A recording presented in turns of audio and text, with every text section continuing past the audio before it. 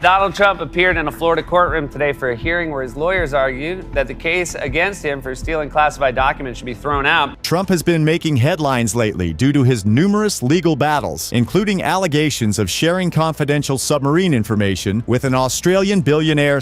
During a recent segment, Seth Meyers criticized Trump's love of court appearances and accused him of using them as a platform to display his narcissism. Meyers also took a jab at Trump's lawyers for their unsuccessful attempts to dismiss charges related to the illegal retention of classified documents. Despite not being required to attend, Trump seems to relish in being present at court hearings, perhaps due to his facing 88 charges across 4 criminal indictments. Scowling at the defense table, storming out of the courtroom, and holding impromptu press conferences while he's penned in by barricades like a balloon before the start of the Macy's Thanksgiving Day Parade. Meyers mocked Trump once more, this time for his tendency to cling to the courtroom bars like a young child, watching their older siblings prepare for a roller coaster ride. In jest, Meyers compared Trump's frequent court appearances to those of Judge Judy's, noting that the only difference between the two is that Judy has the wealth Trump often boasts about. According to Meyers, Trump loves the court because it's the only place where he can force people to speak with him. It's his version of Cheers, where he dreams of roping in George Wendt and John Ratzenberger into a criminal conspiracy just to sit beside them. In a nod to the popular 80s sitcom, Meyers added a hilarious Trump impression and an imaginary conversation between Trump, Wendt, and Ratzenberger. Donnie, the reason Lady Justice has that blindfold there is because they're walking her into a surprise party. That's so true.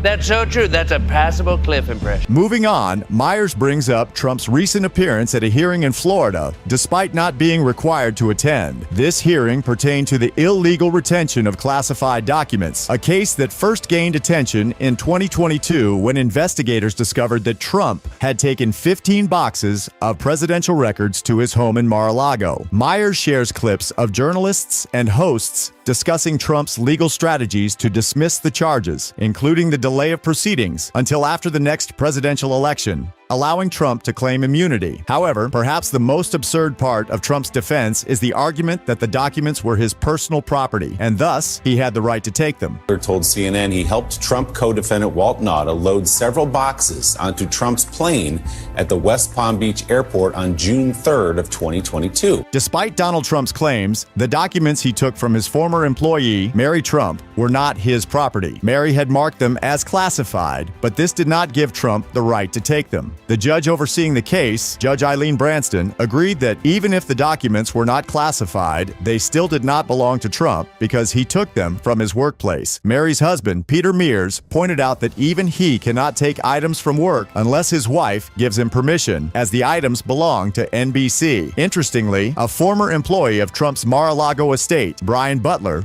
recently revealed that Trump removed boxes of items from the estate while the FBI was attempting to retrieve them. This raises questions about Trump's respect for government property, which is ultimately paid for by taxpayers. You noticed that he had boxes. Oh, yeah, they were the boxes that were in the indictment. We were just taking them out of the Escalade, piling them up. I remember they were all stacked on top of each other, and then we're lifting them up to the pilot. Meyers made witty comments as he observed the stacking of documents, sarcastically comparing the scene to a movie featuring a small South American town and bales of cocaine. He then took a jab at Spirit Airlines, which is notorious for its questionable reputation, stating that the first rule of air travel is that when the pilot handles luggage, it's a crime, unless you're flying with Spirit Airlines, where the pilot does nothing since there are no other employees. After his humorous commentary on Spirit Airlines, Meyers returned to the issue at hand, Trump's illegal seizure of the documents. However, Trump didn't just take the files unlawfully, he also shared them with some of his club members, including Anthony Pratt, a billionaire Australian businessman who is the chairman of the world's largest privately owned paper company, Pratt Industries. According to Trump's former employee Brian, he witnessed Trump showing the documents to Pratt, which could be seen as the purchase of classified information. Brian also overheard the conversation between Pratt and Trump's chief of staff following their meeting. He went straight to the point.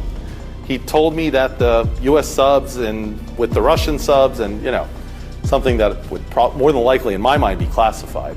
So it was clear to you that he was... Butler pointed out that there's someone who's simply paying for entry. It's quite apparent, even though it may seem unfavorable. Myers added that, ironically, the silver lining of revealing confidential details on American and Russian submarines to Pratt is that he won't be able to pass it on because he can't pronounce submarine in an Australian accent. To demonstrate, Meyer mimicked an Australian accent and envisioned a scenario in which Pratt tries to distribute the information but fails because of his incomprehensible pronunciation. No one would understand him if he tried. Oh, I can tell you what the submarines are, Craigie.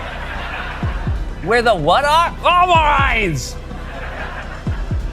What's us? Meyer believes that Trump's actions constitute a major scandal since he essentially sold access by accepting payment from Pratt to join his club in exchange for sensitive national security information. The public is now questioning who else Trump may have sold access to, and Meyer's jokes about potential candidates, including Eric, spies, lobbyists, and basically anyone Trump talks to. Myers even imagines a humorous conversation between Eric and Trump, in which Eric asks about the location of submarines and Trump provides a false answer. Can I also know where the submarines are? They're in the water hazard just off the 7th tee. Put on your snorkel mask and go look for them. It's so sad.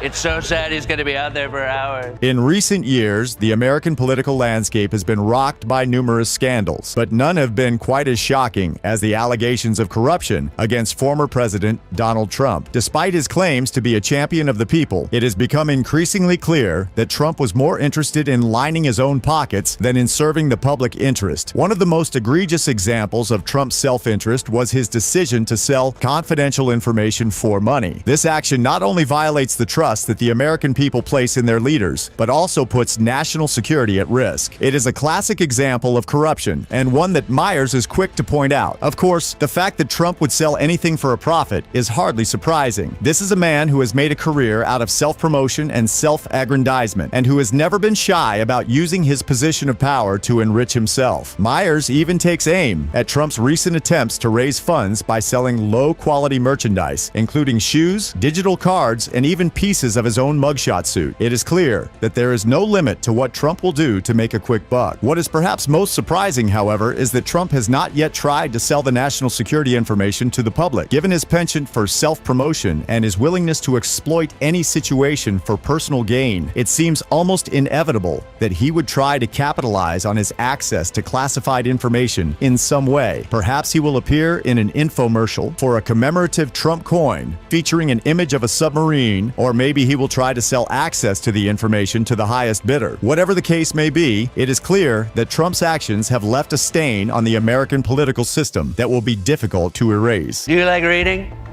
Do you like submarines? Do you wish you could read about the locations of our nation's submarines? Well, now you can.